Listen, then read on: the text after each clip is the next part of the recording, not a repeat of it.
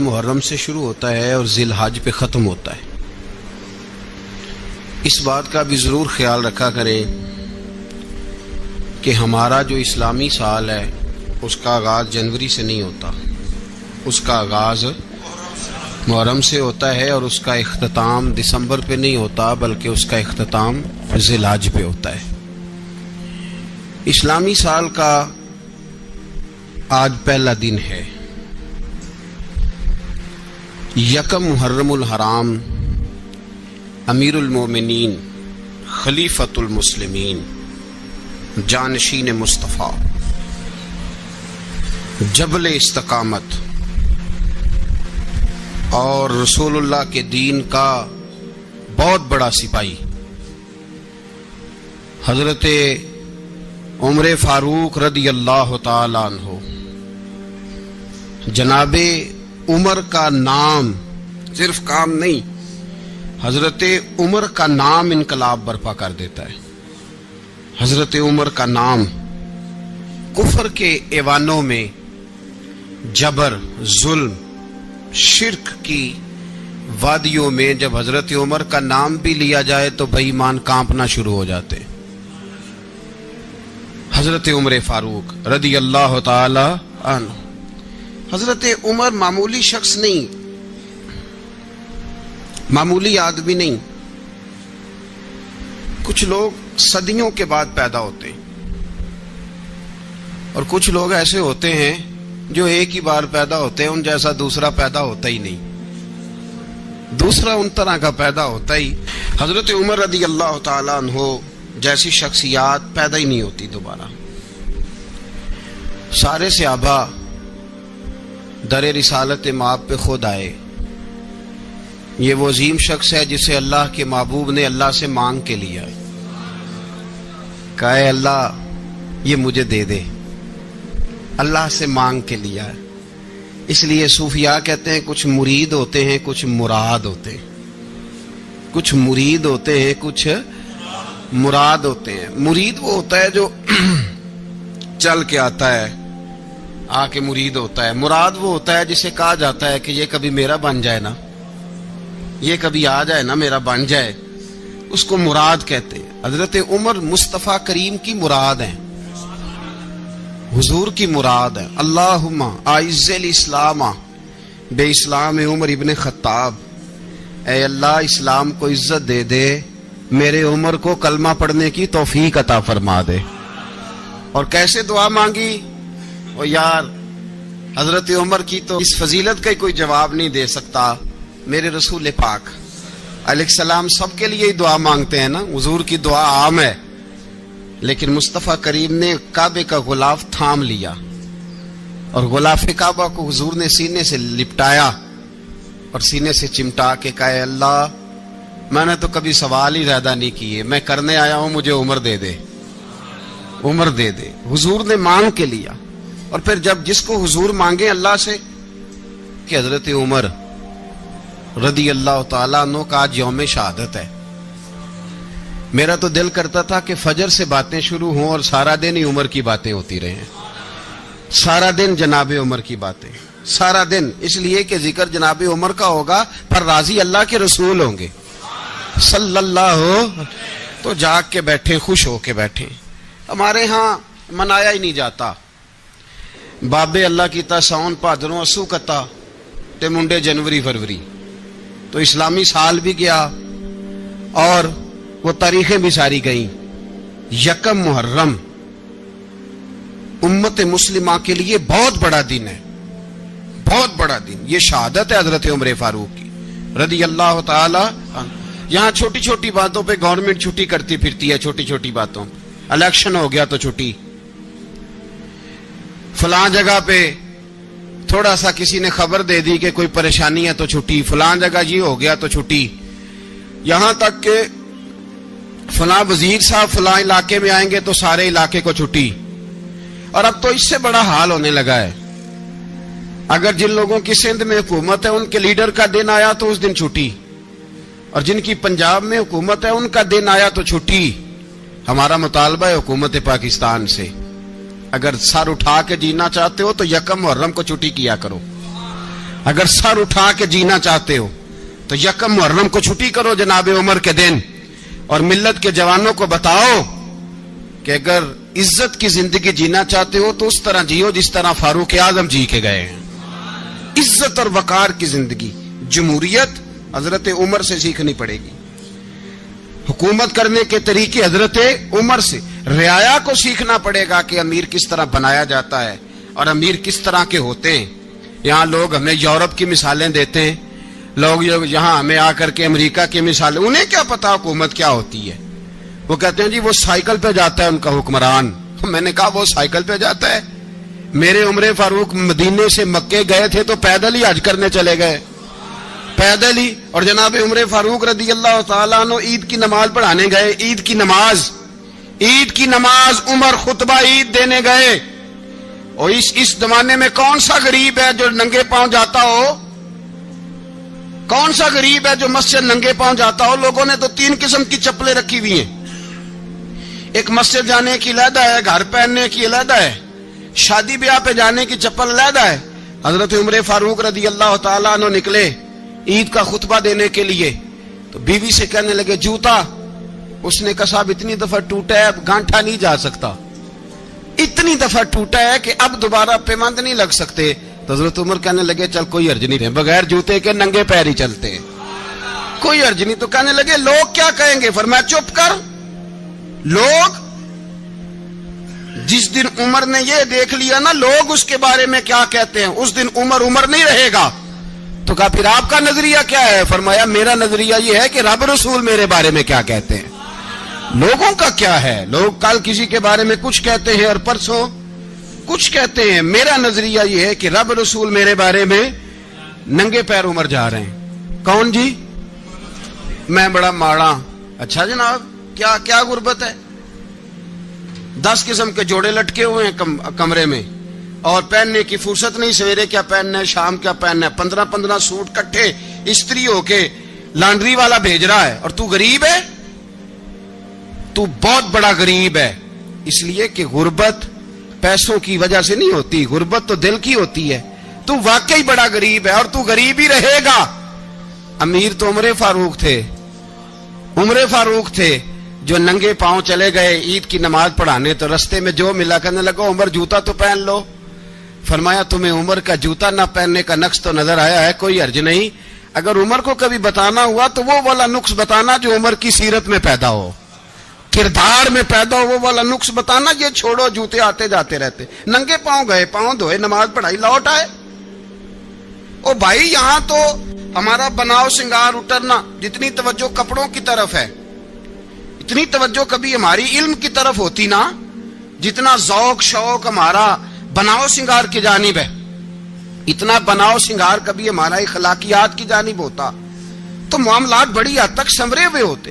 حضرت سیدنا فاروق اعظم رضی اللہ تعالی اپنی زندگی کو ترتیب دیا، ایک دن بھی خلافت نہیں مانگی اللہ سے۔ حضرت عوف بن مالک اشجعی ایک صحابی ہیں، حضرت عوف بن مالک رضی اللہ تعالیٰ عنہ فرماتے ہیں کہ جناب ابو بکر صدیق کا زمانہ تھا تو میں نے خواب دیکھا، میں نے خواب میں جناب عمر کو دیکھا، اور میں نے دیکھا کہ کوئی کہنے والا کہہ رہا ہے کہ عمر وہ ہے کہ اللہ کے رستے میں کوئی اسے جتنا مرضی برا بھلا کہے یہ پرواہ نہیں کرتا۔ کس کے رستے میں؟ بولے سارے۔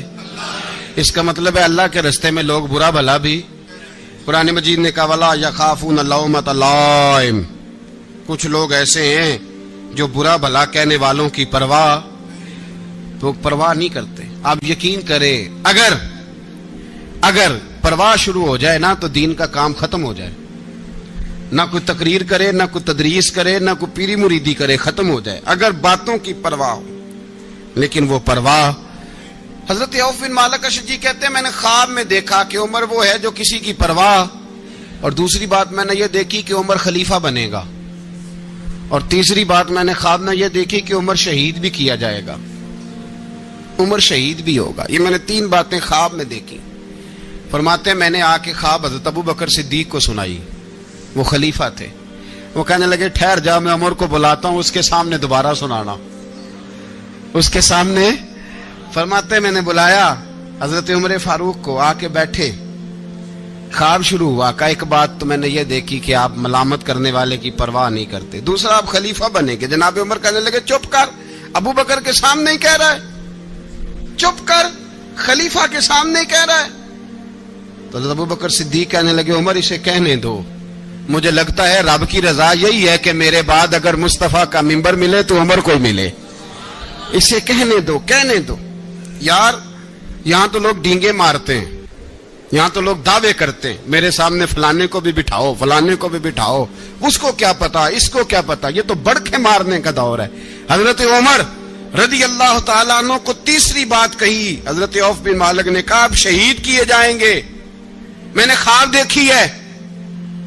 नेक लोगों के ख्वाब बड़ी हद तक सच्चे होते हैं। कहा मैंने ख्वाब देखी है। तो हजरत उमर कहने लगे शहीद तो दलेर लोग होते हैं, शहीद तो दलेर, जिसे सारा जमाना दलेर कह रहा है वो अपने बारे में क्या कह रहे हैं। कहते हैं शहीद तो दलेर, मैं तो काहिल सा आदमी हूं, सुस्त आदमी हूं, मैं तो इतना काम ही नहीं करता। तो ये ख्वाब तूने जो ठीक देखा है ना, फिर से देखना।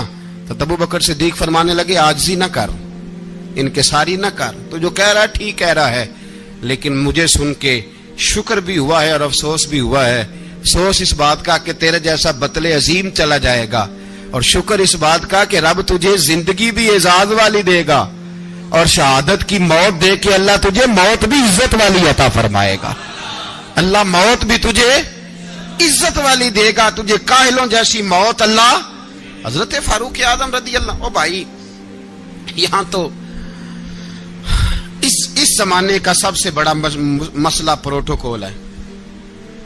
लोगों को पता होता है कामिल पीर है, कामिल मुर्शिद है, लोग नहीं जाते। मैं किसी का मुरीद हो जाऊं, मेरा प्रोटोकॉल किधर गया? पता होता है ये कामिल उस्ताद है, मैं इसके पास बैठूंगा तो मेरी तरबियत करेगा, लेकिन लोग शागिर्द नहीं बनते। मैं किधर गई? ये जो प्रोटोकॉल की मुसीबत है ना, इसने बड़े बड़े लोग जीरो कर दिए, बड़े बड़े लोग। और ये मत समझे कि आपका वजीर आजम प्रोटोकॉल लेता है या आपका सदर प्रोटोकॉल, वुज़ारा, ऐसी कोई बात नहीं। हम छोटे तबके से लेकर बड़े सारे प्रोटोकॉल के कायल हैं। हमारा तो दामाद भी कहता है कि मुझे पूछा नहीं मैं तुम्हारे घर क्यों आऊं। हमारा तो भाई हर शख्स ऐलान करता है प्रोटोकॉल का, फलाने ने इज्जत नहीं दी तो वापस आ जाओ, फलाने ने सलूट नहीं किया तो वापस आ जाओ। लोग जहां सलूट करना चाहिए वहां भी सलूट कराने के कायल हैं। पर हजरत उमर रदी अल्लाह ताला, हजरत उमर की सादगी और फिर जनाबे उमर की आजिज़ी, जब इंसान अपने ऊपर सवार कर लेता है ना, सवार कर लेता है, मैं बदकार पुराना खादम किसे दर मिली नी टोई, इते वासफ यार ने नजर जो की थी ते वासफ वासफ ही हो। मैं अक्सर सोचता हूं हुजूर ने जहां भी कहा ना, फरमाया मेरे बाद नबी होते तो खताब के बेटे उमर होते। हुजूर ने फरमाया उमर जिस रास्ते से जाता है शैतान वो रास्ता बदल जाता है। नबी पाक सल्लल्लाहु अलैहि वसल्लम ने फरमाया मेरा उमर वो है कि इसकी जुबान पर हक जारी है।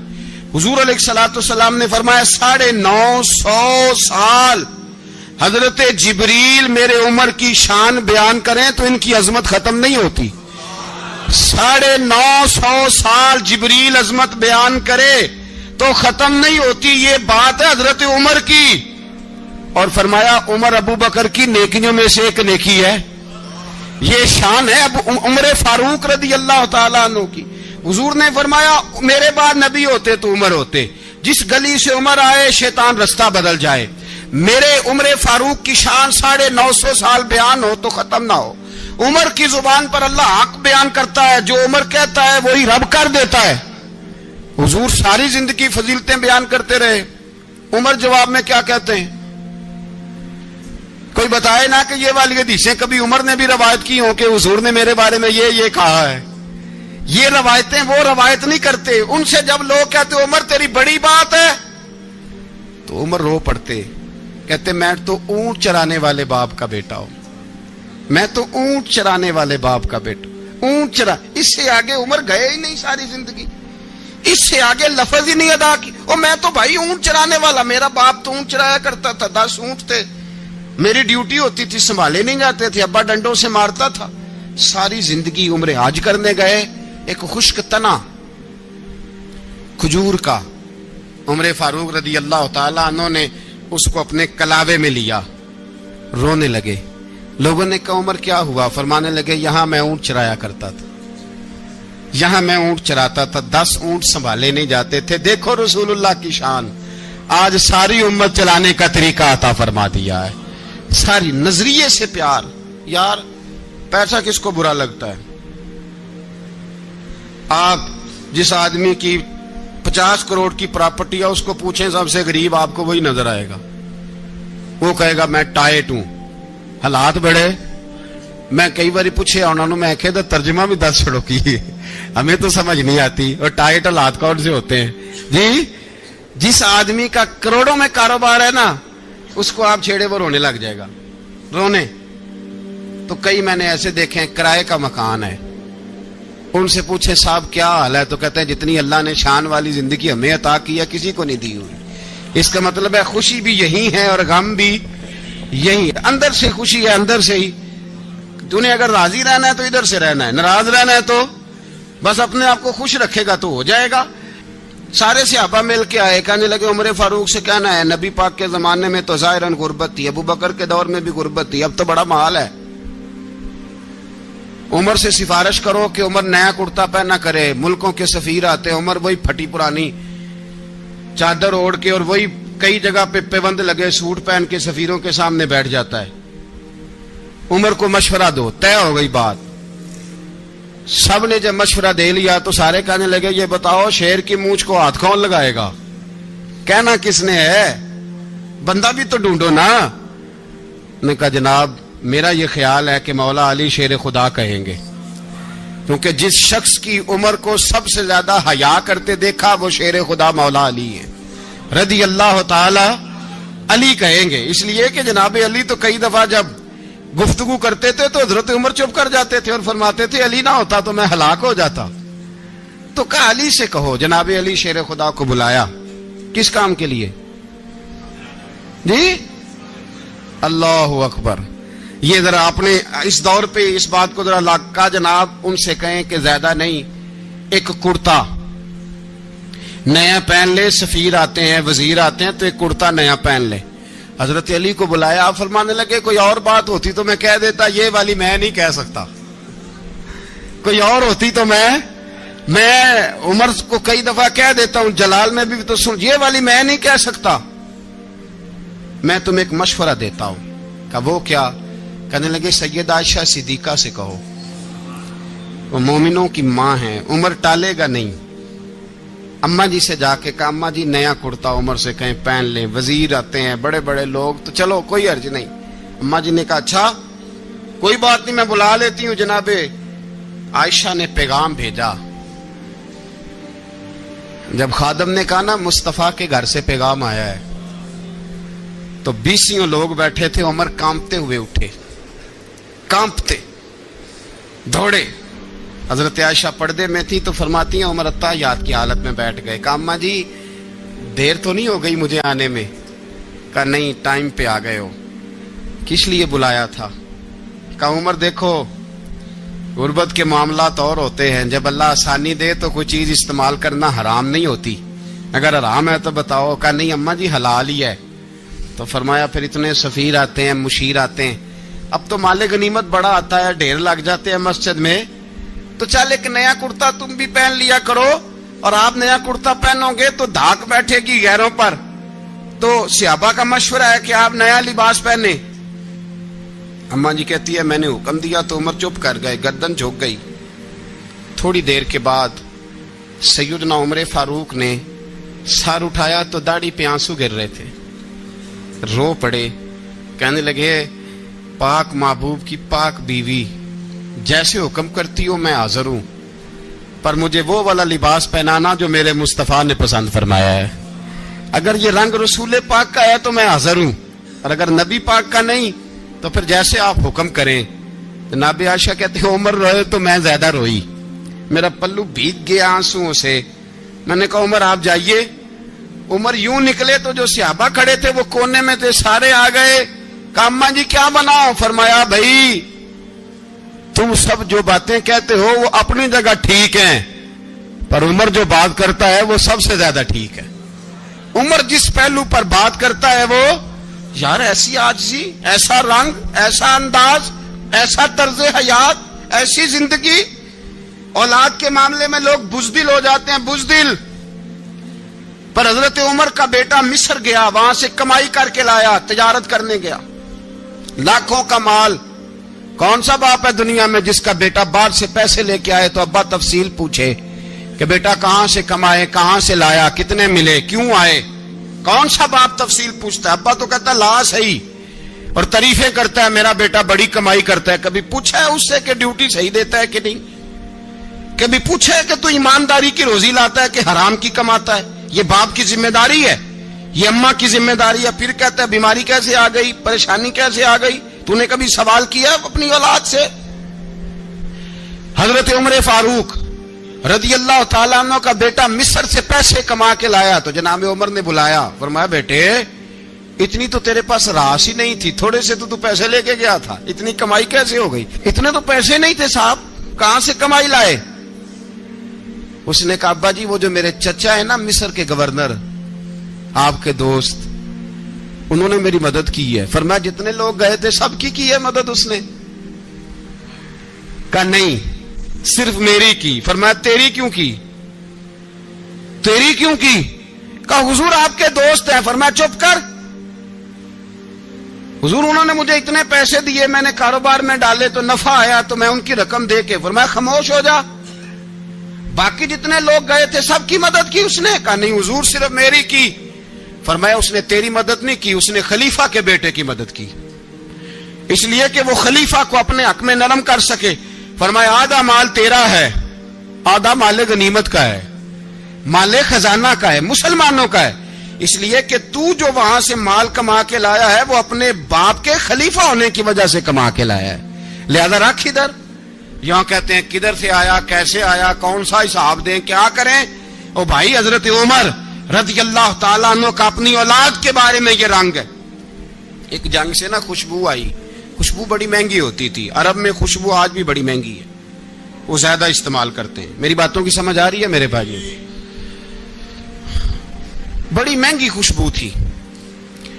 جب وہ خوشبو آئی تو حضرت عمر نے کہا، گھر میں پہلے پہنچی حضرت عمر کے، چونکہ زیادہ عورتیں استعمال کرتی تھی گھر کے اندر خوشبو، مرد بھی لگاتے تھے. حضرت عمر نے اپنی بیوی سے کہا، آپ کی زوجہ تو تھی وہ بڑی خوشبو کو پسند کرتی تھی.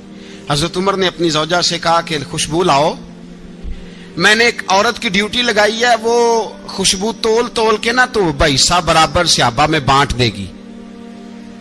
تو آپ کی زوجہ کہنے لگی کسی بی بی کی ڈیوٹی لگانے کی کیا ضرورت تھی، میں جو موجود تھی میں بانٹ دیتی ہوں تول کے حصہ برابر. آپ نے فرمایا نہیں تو رہنے دے، فلانی بی بی بانٹے گی.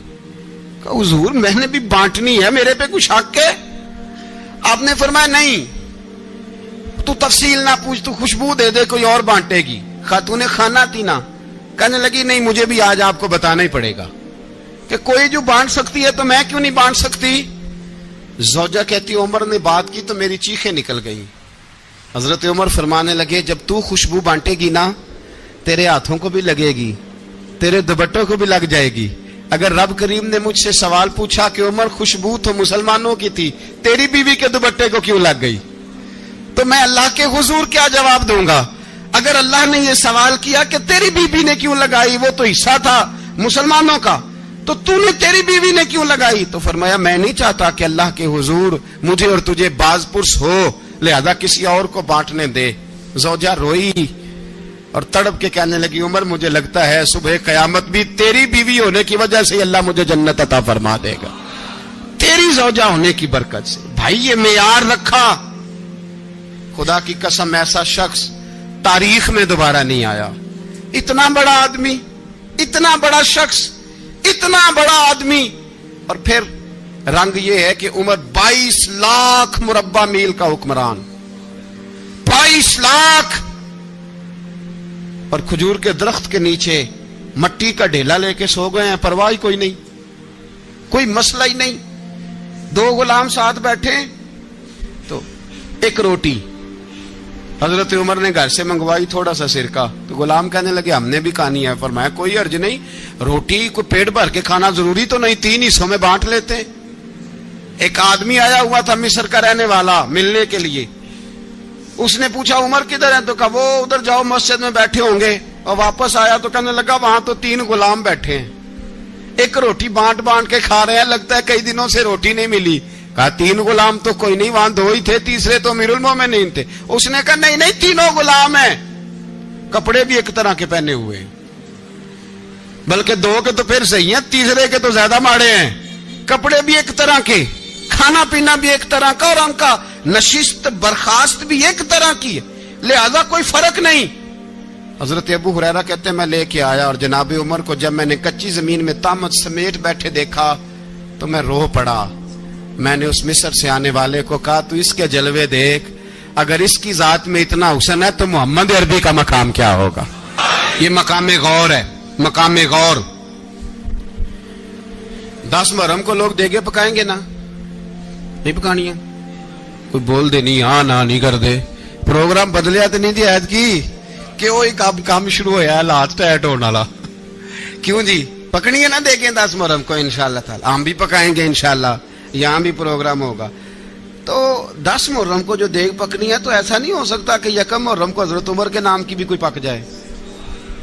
اگر امام حسن حسین کے نام کی دیگیں پکے تو جو امام حسن حسین کے سے پیار کرنے والے ہیں, جو امام حسن حسین سے, ہم لوگوں نے بھی عجیب رٹا اپنایا ہے نا. ہم لوگ بات کا ایک پہلو دیکھتے ہیں, دوسرا نہیں دیکھتے. حضرت امام حسن اور حسین کو بھی نبی پاک نے شہید کہا, اور جناب عمر کو بھی رسول اللہ نے خود شہید فرمایا. فرمایا شہید ہے, خود فرمایا اپنی زبان سے کہ یہ شہید ہے, خود میرا عمر شہید ہے. تو ان کے نام کی دیگ نہیں پکنی چاہیے, اس طرف نہیں ہماری توجہ ہونی چاہیے. اور اہل بیت نبو, یہ بات میں پہلے بھی کرتا ہوں, آج پھر کرنا ضروری سمجھتا ہوں. اہل بیت کا پیار سن لو کان کھول کے. اہل بیت کا پیار اگر ہمیں کسی نے سکھایا ہے تو سیدنا عمر فاروق نے سکھایا ہے. اہل بیت نبوت کی محبت اگر کسی نے سکھائی ہے تو کس نے سکھائی ہے؟ بول کے بتائیے. حضرت عمر نے. اہل بیت کا پیار ہمیں حضرت عمر نے بول کر کے سکھایا ہے. بھائی یاد رکھیں, کسی کی طاقت نہیں تھی دم مارنے کی حضرت عمر کے سامنے, طاقت ہی نہیں تھی. کیسر و کسرا کانپ جاتے تھے, جرأت ہی نہیں کرتے تھے حضرت. اور ہمارے تو تعلقات بڑے ہیں نا غیروں سے. حضرت ابو موسیٰ اشعری رضی اللہ تعالیٰ عنہ فرماتے ہیں میرا منشی سائی تھا, وہ کاتب کہتے تھے وہ لوگ, میرا حساب کتاب عیسائی تھا. تو فرماتے ہیں ایک دن میں نے وہ سارا حساب کتاب لین دین کے حضرت عمر کو دکھائے تو فرمانے لگے جس نے لکھے ہیں اس کو بلاؤ. کہنے لگے حضور مسجد نہیں آ سکتا. کیوں نہیں آ سکتا؟ کہنے لگے وہ عیسائی ہے. کہتے ہیں حضرت عمر جلال میں آ گئے. آپ فرمانے لگے جنہیں رب دور کرتا ہے تم کیوں قریب کرتے ہو؟ جنہیں اللہ دور کرتا ہے. فرمایا تم غیروں کو اگر عہدے دو گے تو اپنوں کا کیا بنے گا؟ اگر تم غیروں کو عہدہ دو گے تو اپنوں کا. یہ سوچ ہے جو آج برما کے مسلمانوں کے لیے بھی ضروری ہے. کہا اگر تم غیروں کو عہدہ دو گے تو اپنوں کا. ہم نے غیروں کو عہدے دیے تو دیکھا نا اپنے کس طرح کاٹے جا رہے ہیں. غیروں کو جو عہدے دے دیے جرانے سارے غیروں سے. روز دعویٰ ہوتا ہے چین ہمارا سجن ہے, چین ہمارا دوست ہے. او بھائی دوست ہے تو اس سے کہو نا کہ برما تو تمہاری ایک چھوٹی سی ریاست ہے, چین کے بغیر تو وہ سانس بھی نہیں لے سکتا. اس کو کہو نا اس حکومت پہ دباؤ ڈالے. لیکن ہم لوگوں نے غیروں کو عہدے دیے تو اپنے پس گئے. حضرت عمر کہتے تھے ذمی کا ہم ادب کریں گے, ذمی کافر کا ہم, ایسا کافر جو مسلمان ریاست کو قبول کرے, بدامنی نہ پھیلائے. ایک آدمی کو آپ نے دیکھا آنکھوں سے نابینا ہے اور بھیک مانگ رہا ہے, تو حضرت عمر کو نظر آ گیا. فرمایا کون ہو؟ اس نے کہا میں یہودی ہوں. فرمایا بھیک کیوں مانگتے ہو؟ کہا جب تک تندرست تھا مسلمانوں کو جزیہ دیتا تھا, بوڑھا ہو گیا ہوں کیا کروں. حضرت عمر نے گھوڑے کی پشت پہ بٹھایا, کافر کو گھوڑے کی پشت پہ بٹھایا اور بٹھا کے مدینے لائے. حضرت علی شیر خدا وزیر خزانہ تھے. فرمایا علی اس کا وظیفہ جاری کرو. کہا یہ کون ہے؟ فرمایا یہ یہودی ہے لیکن یہ ہمیں جزیہ دیتا رہا, بوڑھا ہو گیا بیچارہ, بھیک مانگنے پہ مجبور ہے, ہماری حکومت کے اندر رہتا ہے, اس کا پورا وظیفہ جتنا خرچہ اتنا وظیفہ لگاؤ. حضرت علی کہتے ہیں میں وظیفہ لگا رہا تھا اور وہ میرے نبی کا کلمہ پڑھ رہا تھا, وہ رسول اللہ کا کلمہ پڑھ رہا تھا. یہ مزاج, یہ نہیں کہ کافر. حضرت عمر نے گورنروں کو خط لکھے تھے کہ زبردستی کسی کو مسلمان نہیں کرنا, جہاں ان کی عبادت گاہیں بنی ہو گرانی نہیں, کوئی مندر کوئی گرجا ضائع نہیں کرنا. اسلام سب کو جینے کا موقع دیتا ہے, پر بے ایمانو ظالموں بدذاتوں تمہیں یہ کہتا ہے کہ ہم تمہیں جینے کا موقع دیتے, تم بھی مسلمانوں کو جینے کا موقع دو. یہ جہاں بستے ہیں جہاں رہتے ہیں انہیں وہاں جینے کا موقع دو, انہیں بھی اللہ اکبر کہنے کا موقع دو, انہیں بھی قرآن پڑھنے کا موقع دو, انہیں بھی رسول اللہ پر درود پڑھنے کا موقع دو. ہمارے ملک میں عیسائی اپنی مرضی سے کھلے عام تبلیغ کرتے ہیں. یہاں تو چینل چلائے ہیں عیسائیوں نے. کسی مذہبی جماعت نے کبھی جلوس نکالا ہے کہ عیسائیوں کا چینل بند کرو؟ بولے نکلا ہے کہ نہیں نکلا؟ کتنے ظلم کی بات ہے. ہم جب غیر کو اتنا تحفظ دیتے ہیں, اتنا تحفظ دیتے ہیں, ہم نے دیکھا ہے مجھے 20 لوگوں نے عید پہ ٹیلی فون کیے کہ عیسائیوں کو قربانی کا گوشت دے لیں, مجبور ہیں جی, دروازے پہ آ گئے ہیں, ہمارے کام کاج کرتے ہیں. 20 لوگ, عام آدمی کے دل میں ان کا اتنا جذبہ ہے. وہ مسائل کا بیان کرنا ایک علیحدہ بات, لیکن ہمارے دل کافر کے حق میں بھی نرم ہو جاتے ہیں. تم کس قدر زیادہ بے ایمان ہو اور کفر کس قدر زیادہ ذلیل ہو گیا ہے کہ مسلمان کے حق میں نرم ہوتا ہی نہیں. اور اس سے بڑے ذلیل وہ ہیں جو ان ذلیلوں کے سپورٹر ہیں. وہ کسی عرب ملک کے حکمران ہو یا کسی اور جگہ کے, وہ بڑے ذلیل ہیں جو ان ذلیلوں کے سپورٹر ہیں, جو برما کی بچیوں کے قتل پر اپنی حکومتیں چمکا رہے ہیں. انہیں شرم نہیں آتی. اس قدر مسلمان تڑپا ہے, لیکن ان بے غیرتوں کو ذرا ہوش نہیں آئی. اور یہ ان کے کماش, ان کے دلال جو ہر جگہ ان کی سپورٹ کر کے اپنی حکومتیں قائم کرتے ہیں, بے ایمانوں کو پتہ نہیں کہ کب ان پر اللہ کا عذاب اترے گا اور کس طرح ان کے پرخشے اڑیں گے. تمہیں اپنی ذلت اور رسوائی نظر نہیں آ رہی کہ زمین کس طرح تمہارے لیے تنگ ہو گئی ہے؟ اس سے زیادہ اور تمہاری رسوائی کیا ہوگی؟ ڈرو اللہ سے. اور یہ تو دنیا کا عذاب ہے. ان بطش ربک لشدید, میرا رب کہتا ہے قیامت تو قائم ہونے دے. اتنا سخت تیرے رب کی پکڑ ہے, اتنی کسی دوسرے کی ہو سکتی؟ یاد رکھیں اور تھوڑا احتیاط کریں. ہم سب لوگ بھی, جو ہم لوگ آدھی زبان بول کے بھی ان کی سپورٹ کرتے ہیں, اب شرم آنی چاہیے ہمیں ان حکومتوں کی سپورٹ کرتے جو مسلمانوں کی لاشوں کے اوپر حکومتیں قائم کرتے ہیں. شرم آنی چاہیے. بہرحال بات دور نکل جائے گی اور میں اپنے مضمون پہ رہتا ہوں. اہل بیت کا پیار اگر سکھایا ہے تو جناب عمر نے سکھایا ہے رضی اللہ تعالی عنہ. امام حسن ملنے, آپ یقین کریں میں جب اس واقعہ کو پڑھتا ہوں تو میرا دل جھوم جاتا ہے. میں کہتا ہوں یار ڈاڈا ہونا اپنی جگہ پہ, عشق ہونا اپنی جگہ پہ, انسان کا باوقار ہونا اپنی جگہ. جہاں کھڑے ہونا تھا وہاں یہ کھڑے ہوتے تھے, اور جہاں جھکنا تھا وہاں یہ. ان لوگوں میں اقبال نے کہا تھا تیری نگاہ ناز سے دونوں مراد پا گئے, عقل غیاب و جستجو, عشق حضور و اضطراب. جہاں اگر آیا ہے سامنے کیسر و کسرا تو عمر جیسا دلیر کوئی نہیں. اگر سامنے آیا ایران کا بادشاہ تو عمر جیسا تگڑا کوئی نہیں. اگر آیا ہے سامنے غسان کا بادشاہ تو عمر جیسا عادل کوئی نہیں. لیکن اگر علی کا بیٹا آیا ہے, اگر فاطمہ کے لال پارے آئے ہیں, تو پھر فاروق اعظم سے جیسا محب کوئی نہیں, پھر ان سے جیسا پیار کرنے والا کوئی نہیں. اندر بیٹھے ہیں جناب عمر, اندر تنہائی میں کچھ وزیروں سے گفتگو ہو رہی ہے, میٹنگیں جاری ہیں. آپ کے بیٹے ملنے آئے جناب عبداللہ ابن عمر. ابا جی ملنا ہے. بات ٹھہرو, بات کر رہا ہوں, کوئی نہ اندر آئے. صاحب زیادہ باہر کھڑا ہے. تھوڑی دیر گزری تو امام حسن بھی آ گئے. کون آئے؟ آپ کو جو ملے گا امام صاحب کا نام لینے سے, وہ سردار ہیں جنتیوں. کون آئے؟ سارے بولیے. امام حسن, تیری نسل پاک میں ہے بچہ بچہ نور کا, تو ہے نے نور تیرا سب کرانا. امام حسن آئے تو حضرت عبداللہ ابن عمر کو دروازے پہ کھڑے دیکھا. کہا امیر المومنین کہاں ہیں؟ کہنے لگے حضرت عمر کے بیٹے. کہنے لگے وہ اندر بیٹھے, کچھ میٹنگ ہو رہی ہے, اور انہوں نے کہا کوئی اندر نہ آئے, لیکن آپ جانا چاہیں تو چلے جائیں. آپ جانا چاہیں تو, تیری نسل پاک میں ہے بچہ بچہ نور, آپ جانا چاہیں تو چلے جائیں. تو انہوں نے کہا جب آپ باہر کھڑے ہیں تو مجھے کوئی اتنا ضروری کام نہیں, اور ابھی زور کی نماز تھوڑی دیر میں ہوگی, میں مسجد میں مل لوں گا امیر المومنین سے. یہ بات کہہ کہ امام حسن چلے گئے. یار اتنی بڑی بات نہیں تھی, اتنی بڑی بات نہیں تھی. وہ میرے استادوں کا بیٹا بھی آئے تو کہا ٹھیک ہے جی وہ سوئے ہوئے ہیں, کوئی غرض نہیں یار, میں ٹھہر کے آ جاؤں گا. کوئی بڑی بات نہیں تھی, دیکھا جائے تو بڑی بات نہیں تھی, پر بات بہت بڑی تھی اس لیے کہ یہ خالی حسن نہیں, یہ حسن ابن علی ہے. یہ حضرت فاطمہ کے لخت جگر. حضرت عمر باہر نکلے, عبداللہ ابن عمر سے پوچھا کوئی آیا تو نہیں؟ تو کہا حضور امام حسن آئے تھے. تو کہا پھر شہزادے کو اندر کیوں نہیں بھیجا؟ کہا میں نے کہا تھا. وہ کہنے لگے اگر امیر المومنین مصروف ہیں تو میں ظہر میں مل لوں گا. حضرت عمر رونے لگے, فرمایا بیٹے تو نے اچھا نہیں کیا. پھر مسجد نہیں گئے, سیدھے امام حسن کے دروازے دستک دی. امام حسن باہر آئے, کہا شہزادے آئے تھے تو ملے کیوں نہیں؟ تو امام حسن کہنے لگے حضور آپ کا اپنا بیٹا دروازے پہ کھڑا تھا, آپ کا اپنا بیٹا دروازے پہ کھڑا تھا, اور منع بھی کیا تھا آپ نے تو میں زور میں مل لیتا. حضرت امام حسن فرماتے جوش جذبات میں جناب عمر نے سر سے پگڑی اتار دی, جوش جذبات میں. کہنے لگے حسن میرے بیٹے کا اور آپ کا کیا مقابلہ؟ کیا اس کی ماں کا نام فاطمہ الزہرا ہے؟ کیا اس کی نانی کا نام خدیجۃ الکبریٰ ہے؟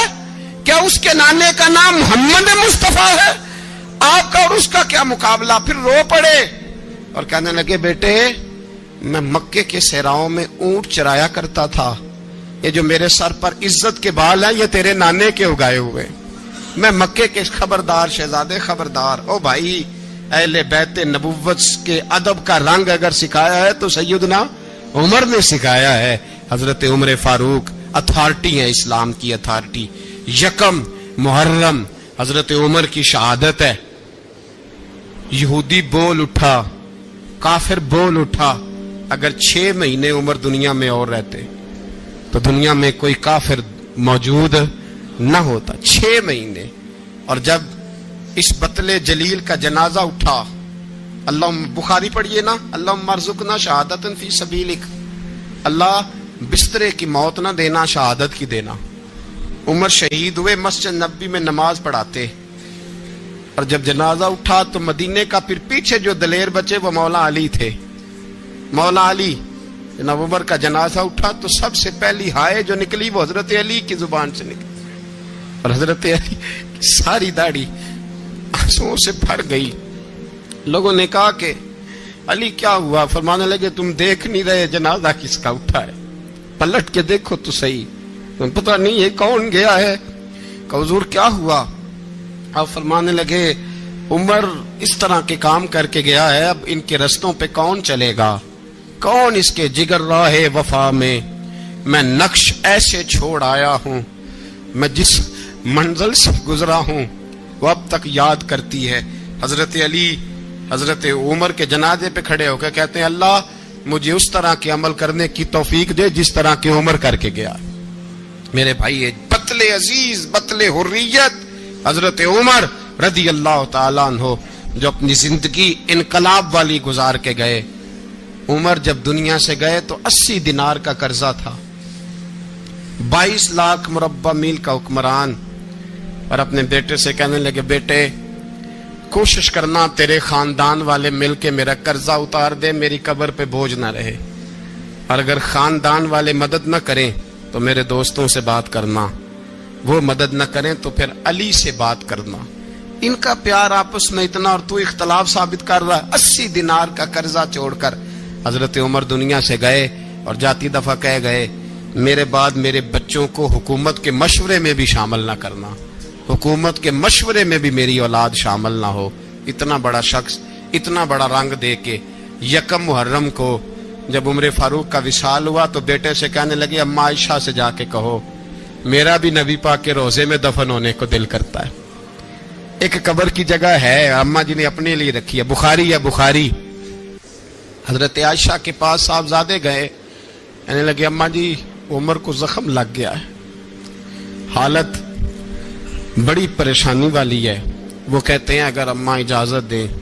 سید عائشہ رو پڑی, فرمانے لگی کہ وہ اپنی قبر کی جگہ تو نہیں نہ کسی کو دیتا, پر عمر نے کمال ہی بڑا کیا. اسے کہو جاؤ گنبد خضرا میں قیامت تک جو مصطفیٰ پہ اور ابو بکر پہ سلام پڑے گا وہ تجھ پہ بھی سلام پڑھ کے جائے گا, جاؤ میں نے جگہ دی.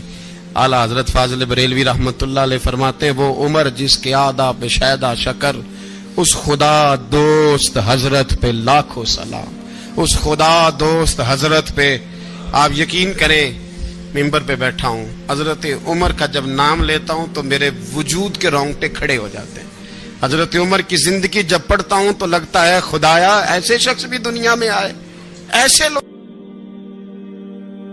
عزیز دوستو، بزرگوں اور بھائیوں، امیر المومنین، خلیفۃ المسلمین، مراد مصطفیٰ صلی اللہ تعالی علیہ وسلم، حضرت سیدنا عمر فاروق رضی اللہ تعالیٰ عنہ کو 26 ذی الحج کو زخم لگا تھا، قاتلانہ حملہ آپ پر کیا گیا تھا، اور 1 محرم الحرام کو اسلام کے اس بطل جلیل، اس قائد، اس لیڈر اور دنیا اسلام پر اپنی سیرت کے انمٹ نقوش چھوڑنے والے اس خوبصورت انسان نے دنیا سے پردہ فرمایا۔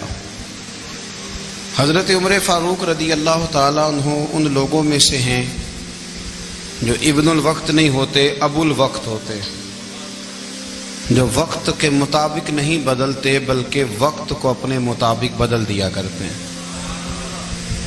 یہ وہ لوگ تھے کہ دین ان کا اوڑھنا بچھونا تھا، ان کا چلنا پھرنا دین تھا، ان کا ہنسنا اور رونا دین تھا۔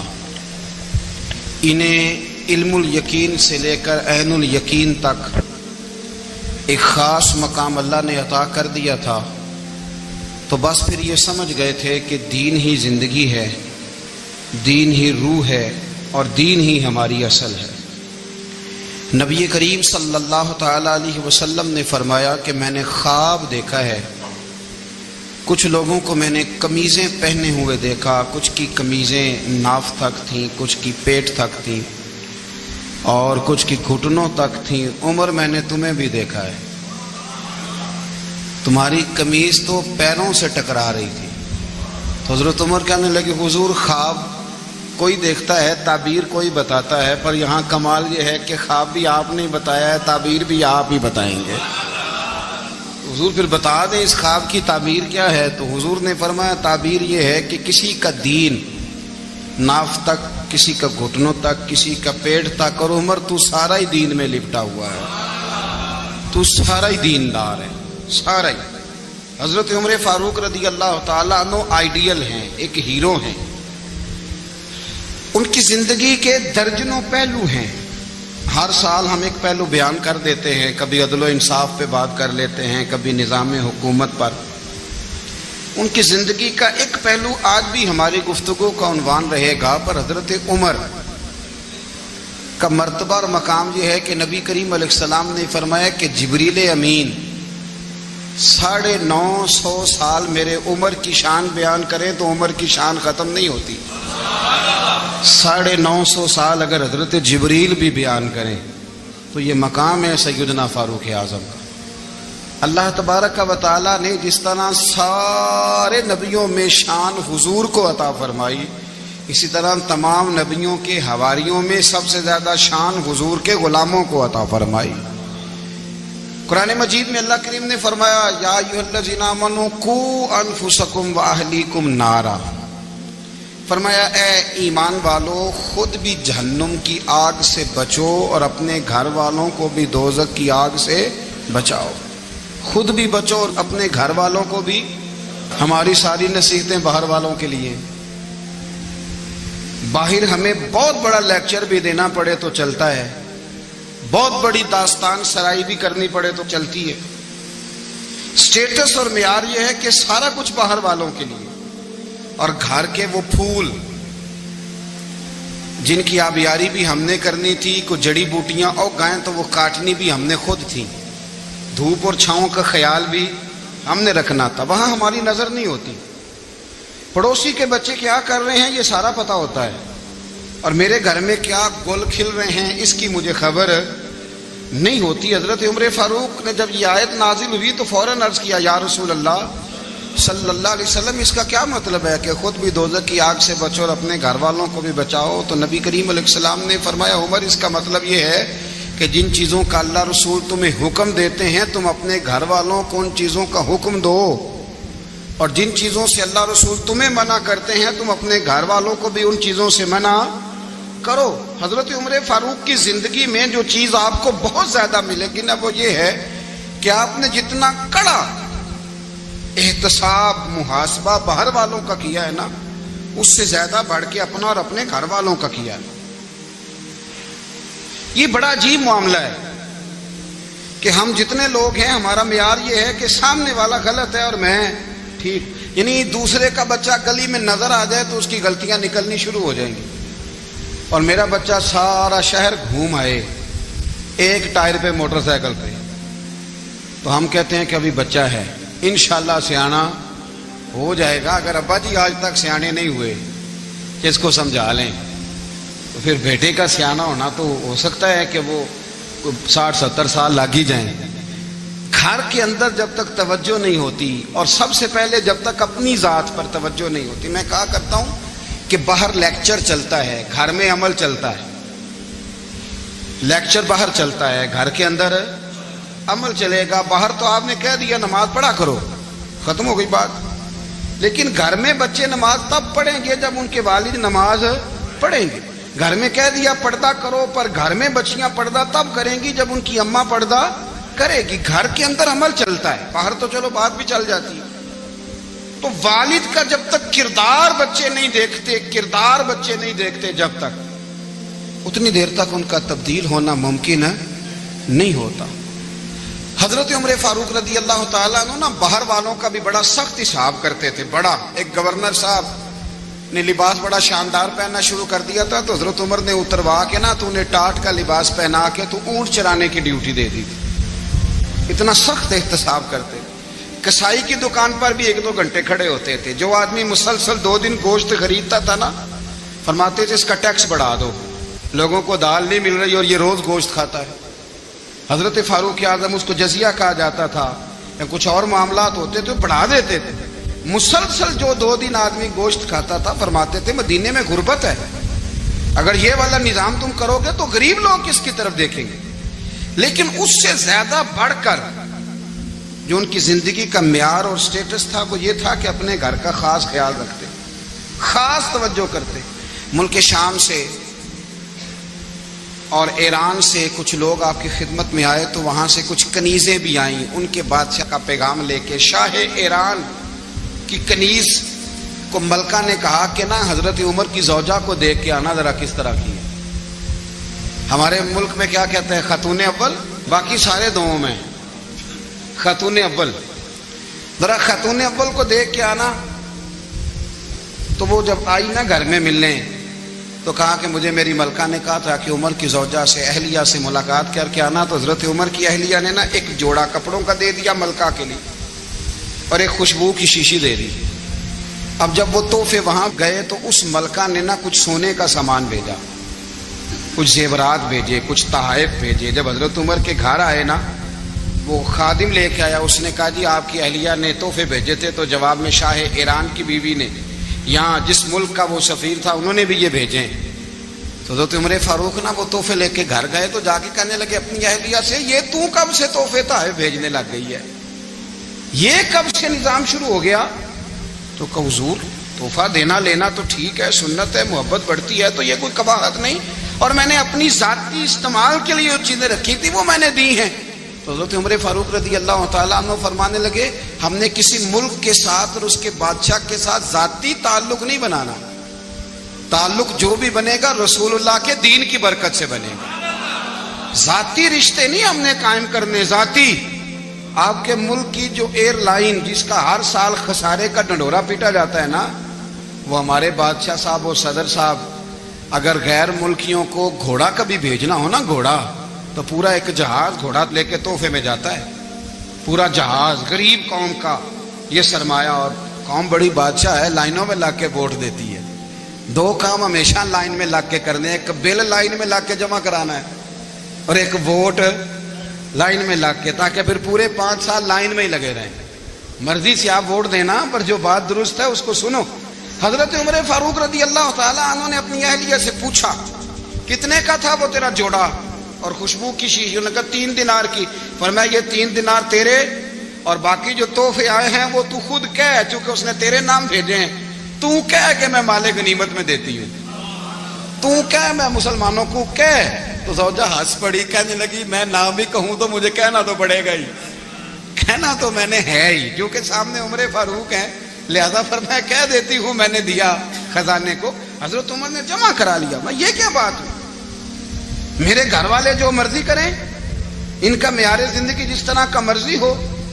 اور حضرت عمر ایک جملہ کہا کرتے تھے، اللہ کرے کہ یہ باتیں اس دور حاضر میں ہماری سمجھ میں آئیں۔ حضرت عمر فاروق رضی اللہ تعالیٰ عنہ اپنے بچوں کو فرمایا کرتے تھے کہ بہت آدمی کو بھوک لگی ہو نا، اور پھر اس کی پسند کا کھانا پکا ہو، جتنے شوق سے وہ اس کھانے کو دیکھتا ہے نا، فرمایا اس طرح پوری قوم اپنے بادشاہوں کے خاندان کو دیکھتی ہے، اس تیزی کے ساتھ دیکھتے ہیں کہ ان کے گھر میں کیا ہو رہا ہے، ان کا معیار زندگی کیا ہے، ان کا سٹیٹس کیا ہے۔ آپ کے بچے دونوں کاروبار کے لیے مصر گئے، ایک بہت بڑا قافلہ گیا مدینے سے مصر تجارت کے لیے، تو یہ گئے تجارت کے لیے، تو حضرت عبداللہ ابن عمر اور حضرت عبید اللہ ابن عمر، حضرت عمر کے دونوں بیٹے گئے۔ جناب عمر فاروق کے بچے جب وہاں پہنچے تو مصر کے گورنر نے نا لوگوں کو تعارف کرایا کہ یہ عمر فاروق کے بیٹے ہیں۔ ایک چھوٹی سی بات کر دوں، یہ چودھری کے بیٹے کو کون بتاتا ہے کہ تو چودھری کا بیٹا ہے؟ باہر والے بتاتے ہیں، گھر والے۔ اور سیٹھ صاحب کے بیٹے کو کون بتاتا ہے کہ تو سیٹھ صاحب کا بیٹا ہے؟ اور مالک کو کون بتاتا ہے کہ تو مالک کا بیٹا ہے اور یہ کرایہ دار ہے؟ یہ کون بتاتا ہے؟ یہ سوچ ہم دیتے ہیں بچوں کو۔ چودھری اور کمی کی سوچ، امیر اور غریب کی سوچ، مالک اور کرایہ دار کی سوچ، گھر کے مالک کی اور کام کرنے والے کی سوچ، یہ ہم دیتے ہیں۔ یاد رکھنا، یہ ہم دیتے ہیں، یہ ہمارا مزاج ہے، یہ باہر سے نہیں آتی۔ تو کوئی شہزادہ ہے، تو سیٹھ ہے، تو نواب ہے، یہ سوچ باہر سے نہیں آتی، یہ اماں سوچ دیتی ہے، اماں، یہ ابا سوچ دیتا ہے۔ اور پھر جب تباہی اترتی ہے تو اس کے ذمہ دار بھی باہر والے نہیں ہوتے، گھر والے ہوتے ہیں، گھر والے۔ ہمارے بچوں کی طبیعتوں پر زیادہ نقش باہر والوں کا نہیں ہوتا، گھر والوں کا ہوتا ہے، یاد رکھیے گا۔ حضرت عمر فاروق رضی اللہ، بچے ہیں، شہزادے ہیں، وہ کاروبار کرنے گئے اور وہاں بتایا گورنر صاحب نے کہ یہ فاروق اعظم کے بچے، امیر المومنین کے۔ لوگوں نے ان سے زیادہ مال خریدا، تجارت میں زیادہ نفع ہوا، ظاہر ہے کہ وہ آپ کے جو اللہ خیر کرے حکمران ہیں، ان کے کاروبار کتنے ملکوں میں ہیں، کس بنیاد پر ہیں؟ وہ صرف اس بنیاد پر کہ وہ حکمران رہے، ان کے لیے آسان تھا بڑے لوگوں سے تعلقات بنانا۔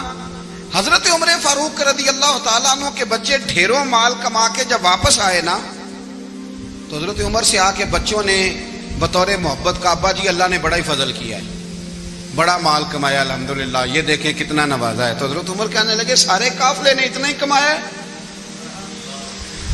سارے قافلے نے اتنا ہی کمایا ہے؟ تو حضور نہیں، سارے قافلے نے اتنا نہیں کمایا، سب کو اتنا نہیں ملا۔ وہ تو وہاں گورنر صاحب نے لوگوں کو تعارف کرایا تھا کہ یہ عمر کے بچے ہیں، تو لوگوں نے پھر ہم سے بڑا ہی خریدا۔ تو حضرت عمر فرمانے لگے ٹھیک ہو گیا، میں بات سمجھ گیا، اس طرح کرو، جو تمہاری اصل زر تھی نا، جو راز تھی، وہ رکھ لو، اور باقی سارا مال مال خزانہ میں جمع کرا دو، اس لیے کہ یہ تم نے تجارت نہیں کی، یہ تم نے اپنے باپ کا نام بیچا ہے، یہ تم نے امیر المومنین کے بیٹے ہونے کا فائدہ اٹھایا ہے۔ فرمایا یہ تمہارا نہیں حق، یہ مسلمانوں کا ہے، اس لیے کہ یہ مال تم نے محنت سے نہیں کمایا، یہ باپ کی کرسی کا فائدہ اٹھایا ہے۔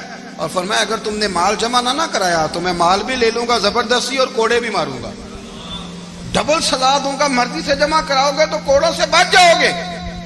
بڑے بیٹے نے تو جمع کرا دیا، تو چھوٹا تھوڑا پریشان ہوا، تو حضرت عبداللہ ابن عمر چھوٹے بھائی کا ماتھا چوم کے کہنے لگے بیٹے چپ کر کے جمع کرا، یہاں بھی فخر کر کے ہم عمر کے بیٹے ہیں، اور قیامت میں بھی فخر کریں گے کہ ہم فاروق اعظم کے بیٹے ہیں، یہاں بھی ناز کریں گے اور وہاں بھی ناز کریں گے کہ عمر کے بچے ہیں۔ ہمارے باپ نے خود بھی حلال ہی کھایا ہے، اور جب ہماری کمانے کی باری آئی ہے تو ہمیں حکم بھی حلال کھانے کا دیا۔ بھائی ہمارا مزاج دے، بچہ جب لے کے آتا ہے 2 لاکھ روپیہ تو کبھی پوچھا کہاں سے آیا ہے؟ جب وہ پہلے دن غلط دوستوں کے پاس جا کے بیٹھتا ہے تو کبھی نکالا گھر سے اسے؟ یہ بہت سارے خمیازے ہمیں اس لیے بھگتنے پڑتے ہیں کہ ہم ابتدا میں سوراخ بند نہیں کرتے، جب اس میں شگاف پڑ جاتا ہے، سیلاب آتا ہے تو ہمیں ہوش آتی ہے حضرت عمر نے اپنے گھر میں نگرانی رکھی، کڑی نگرانی. زیادہ نماز گھر میں پڑھتے تھے حضرت عمر، نفلی نمازیں زیادہ کیوں بھلا؟ میرے اصحاب مجھے حکم دیتے تھے کہ فرض نماز کے علاوہ نمازیں گھر میں پڑھنا، بچوں کو عادت پڑے گی، ذوق پیدا ہوگا، ان کو پتہ چلے گا کہ ہمارے گھر میں 5 وقت کوئی اور کام بھی ہوتا ہے. بھائی یاد رکھیں کہ آپ نے اگر سجدہ کرنا ہے تو بچہ لیٹ جائے گا، اسے پتہ کوئی نہیں سجدہ کیا ہے. لیکن جب گھر میں کبھی قرآن ابا جی کھول لینا، میں اکثر کہتا ہوں جب ابا جی کا موڈ بن جائے نا لیکچر دینے کا، وہ گھر میں شروع ہو جاتے ہیں، کہتے ہیں آپ لوگ نماز نہیں پڑھتے اس لیے میرے کاروبار میں برکت کوئی نہیں، تم سویرے قرآن پاک نہیں کھولتے تو میں تباہ ہو گیا. تو میاں آپ نے کب گھر میں قرآن پاک کھولا تھا؟ آپ نے کب نماز پڑھی؟ آپ نے کب گھر کے اندر اللہ رسول کا ذکر کیا تھا؟ آپ نے کب حدیث چھیڑی؟ آپ نے بھی تو گھر کے اندر جب بھی آپ آئے ہیں تو آپ نے وہی کچھ کیا جو دنیا دار کرتے ہیں. آپ بھی تو اپنا موبائل لے کے الگ کونے میں بیٹھ گئے.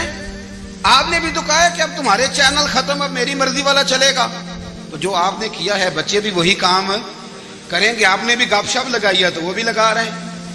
یہ سمجھ لیں جو کام آپ کریں گے آپ اپنے بچوں کی سیرت میں اس کا جلوہ دیکھ لیں گے.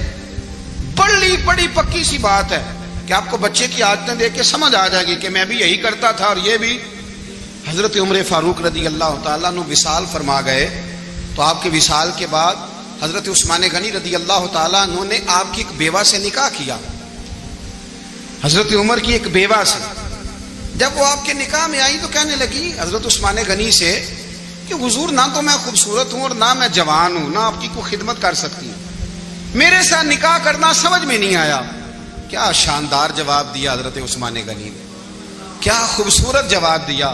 فرمانے لگے میں نے اس لیے نکاح نہیں کیا کہ مجھے تمہارے حسن سے دلچسپی تھی یا تمہاری خدمت کی ضرورت تھی، میں نے تو اس لیے نکاح کیا ہے کہ مجھے بتاؤ عمر فاروق گھر کے اندر اپنے رب کی عبادت کس طرح کرتے تھے، وہ قرآن پاک کس طرح پڑھتے تھے، وہ رویا کیسے کرتے تھے، استغفار کا طریقہ کیا، کس وقت کس انداز میں وہ اپنے رب کو یاد کرتے تھے.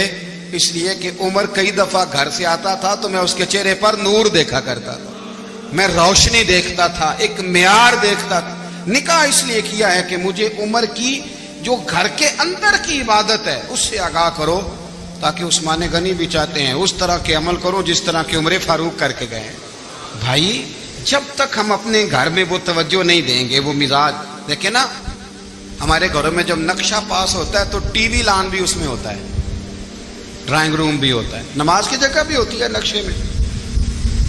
صحابہ جب گھر بناتے تھے تو ایک مسجد بیت کا نقشہ پاس کرتے تھے، ذہن میں رکھتے تھے کہ یہ کونا نماز کے لیے، وہاں جوتے لے کے کوئی نہیں جائے گا، وہاں نماز پڑھی جاتی تھی، عورتیں وہاں اعتکاف کرتی تھی. ٹی وی لان تو آ گیا ہے اور گھر کے اندر ٹی وی رکھنے کے لیے تو ایک کمرہ الگ سے بنا دیا گیا ہے، اور اب جو نئے نقشے پاس ہو رہے ہیں اس کے اندر گھروں کے اندر جگہ بنائی گئی ہے جہاں کمپیوٹر رکھے جائیں اور بچوں کے لیے وائرنگ ہوگی نیچے تاکہ انہیں کوئی مشکل درپیش نہ ہو.